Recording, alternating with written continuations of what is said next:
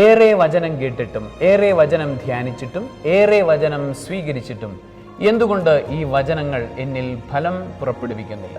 ഈ ഒരു ചോദ്യം നമ്മളിൽ പലർക്കും ഉണ്ടാകും. ഈ ചോദ്യത്തിൻ്റെ ഉത്തരം വിതക്കാരൻ്റെ ഉപമയിൽ ഈശോ നമുക്ക് നൽകുന്നുണ്ട്.